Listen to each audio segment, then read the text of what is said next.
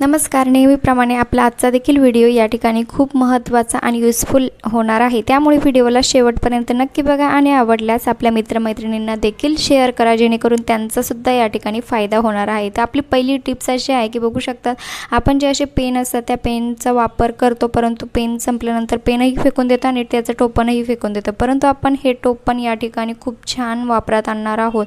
मी या ठिकाणी घेतला आहे डबल साईड टेप. बघू शकतात आपल्याला या ठिकाणी डबल साईड जो टेप असतो तो पेनचं जे टोपण असतं त्याच्या अपोजिट साईडला या ठिकाणी ते लावून घ्यायचं आहे. आणि अशा प्रकारे तुम्ही हे स्विच बोर्डवरती किंवा फ्रीजच्या साईडला किंवा तुमच्याकडे कपाट असेल, अलमारी असेल, त्या ठिकाणी सुद्धा तुम्ही हे टोपण लावू शकतात. आणि बघू शकतात आपल्याकडे कपाटाला खूप साऱ्या वेगवेगळ्या चाव्या असतात. तुम्ही ह्या चाव्या हरवून जाऊ नये यासाठी देखील या चावीला अडकवण्यासाठी हे छोटंसं छान आणि सुंदर टूल्स या ठिकाणी बनवू शकतात. बघू शकतात अशा प्रकारे तुम्ही फ्रीजला देखील हे अडकवू शकतात. आणि पिशवी वगैरे त्यामध्ये तुमचं छोटं छोटं जे सामान असतं जे की आपल्याला लवकर सापडत नाही, अशा प्रकारचं सामान तुम्ही त्याला छोटीशी पिशवी करून त्यावर देखील टांगू शकतात. बघा किती छान असा टोपणाचा आपण या ठिकाणी वापर केलेला आहे. अगदी 0 पैशामध्ये सर्व गोष्टी तुमच्या सॉल्व होणार आहेत. आणि त्यानंतरचा आपला अजून या टोपणापासून आपण अजून एक उपयोग करणार आहोत. ते कसा ते आपण बघूच. तत्पूर्वी तुम्ही मला सांगा की तुम्ही हा व्हिडिओ कुठल्या गावातून किंवा शहरातून बघत आहात, जेणेकरून मला कळेल की माझा व्हिडिओ कुठे कुठे पोहोचला.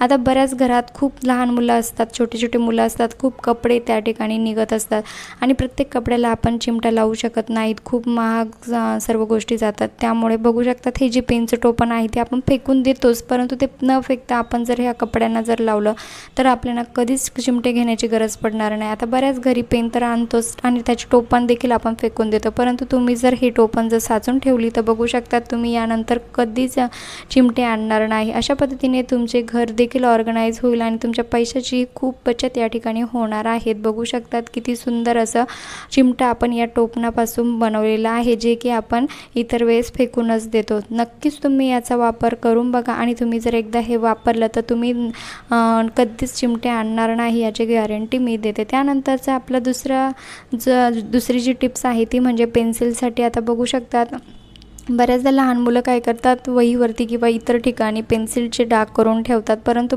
अचानक कधी काय होतं की आपल्याकडे रबर नसतं खोडण्यासाठी. परंतु जरी आपल्याकडे जर रबर नसेल तर आपण या छोटंसं रबर जे असतं पैशांसाठी वगैरे आपण त्याला वापरतो, तर हे रबर आपण या ठिकाणी पेन्सिलचे लिहिलेलं डाग खोडण्यासाठी या ठिकाणी वापरणार आहोत. मी याला बोटामध्ये अडकून घेतलं आहे, जेणेकरून ते खोडण्यास व्यवस्थित खोडता येईल. बघू शकतात अशा प्रकारे तुम्हाला हे जे पेन्सिलचे डाग आहे हे आपण ह्या रबराने देखील खोडू शकतो. जरी तुमच्याकडे खोडरबर नसेल तरी तुम्ही अशा पद्धतीचा जर वापर केला तर तुमचा नक्कीच यापासून फायदा होणार आहे. त्यानंतरची आपली शेवटची अशी टिप्स आहे ती म्हणजे दिव्यांसाठी. बऱ्याचदा आता म्हणजे गौरी गणपतीचा सण देखील जवळ येत आहेत आणि डेकोरेशनसाठी बऱ्याचदा खूप लोकांना दिव्यांची लावण्याची खूप आवड असते, परंतु ती चमकली तर त्यातूनच म्हणजे खूपच छान डेकोरेशन या ठिकाणी तयार होतं. परंतु ही चमकवायची कशी, तर बघू शकतात मी ते कोलगेट घेतलं आहे, त्यामध्ये टाकणार आहे थोडंसं मीठ. आपल्याला कोलगेट आणि मीठ यामध्ये ॲड करून घ्यायचं आहे आणि त्या कोलगेट आणि मिठाच्या साहाय्याने या दिव्याला व्यवस्थित चोळून घ्यायचं आहे. बघू शकतात जे कोलगेट आहे ना, त्या कोलगेटमुळे जो दिवाचा चिकटपणा, काळपटपणा जो असतो, जो की तेलकटपणा असतो, तो लवकर निघण्यास मदत होते. म्हणजे घासून देखील काही दिव्यांमध्ये काळसरपणा जो असतो तो जात नाही. तर त्या कोलगेटमुळे आणि मिठामुळे हा जो काळसरपणा असतो किंवा तेलकट चिकटपणा असतो तो लवकर निघण्यास मदत होते आणि आपले दिवे देखील अगदी नव्यासारखे दिसायला सुरुवात होते. आता मी हा दिवा स्वच्छ केलेला होता, परंतु बघू शकतात मी यावरती कोलगेट आणि मीठ टाकल्यानंतर देखील बघू शकतात किती काळसर पाणी याला निघालेलं आहे. म्हणजेच आपण किती स्वच्छ दिवे धुतले तरी पण या कोलगेट आणि मिठाचा जर वापर केला आपण तर दिवे अजूनच छान सुंदर दिसतात आणि त्यावरचा जो काळसर रंग असतो तो पूर्ण निघून जातो आणि आपले जी दिवे असतात ती खूप छान आणि सुंदर दिसतात.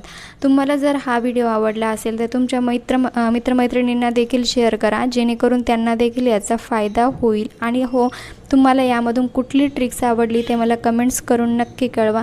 जे पण कोणी चॅनलवरती नवीन असाल त्यांनी प्लीज चॅनलला सबस्क्राईब करा, जेणेकरून त्यांनाही नवनवीन व्हिडिओ मी घेऊन येत असते आणि त्यांचा तुम्हाला नक्की फायदा होईल.